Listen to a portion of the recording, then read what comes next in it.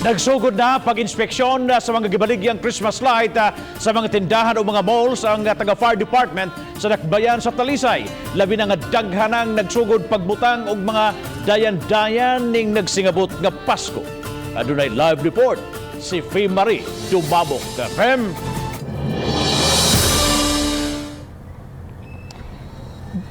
Bisan kun sunod simana pa ang pagsugod sa Disyembre, ang bulan sa Pasko apan kaganihang buntag ang kabumbirahan sa Talisay City Fire Station ang nisugod na sa pag-inspeksyon sa mga tindahan sama sa mall sa mga gipambaligyang Christmas lights pagsiguro nga dili kini mga substandard.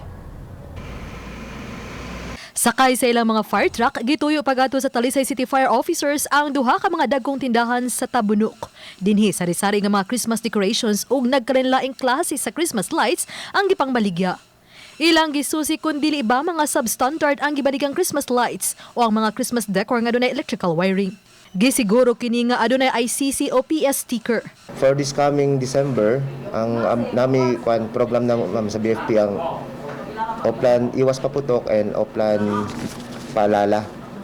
From where, ma'am, i-intensify nato ang atong fire safety inspection sa mga kanang mga maligya o mga firecrackers, mga Christmas decors. Dungan sa ilang pag-inspeksyon ang pagpahinumdum sa mga manager sa mga mall o tindahan nga kanunayon ang pag-check sa ilang mga electrical connection aron kalikayan ang sunog.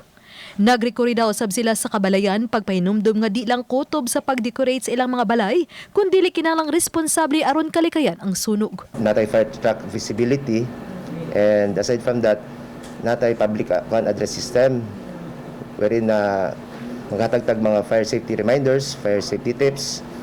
And the purpose gyud nato ma'am is para makitan sa public, ma-instill sa ilang minds. Duha ka mga sunog ang nasinati sa Dakbayan sa Talisay niadtong Disyembre sa niaging tuig. Hinungdan nga tingwa nilang di kini masubli aron way si bisan kinsa ang mawad-an og panimay ning Pasko ug sa pagsugat sa bag-ong tuig.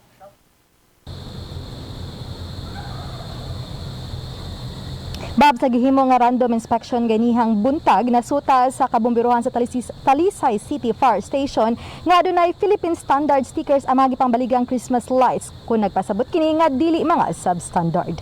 Bab, Daghang salamat Fee Marie Dumabok sa imong live report.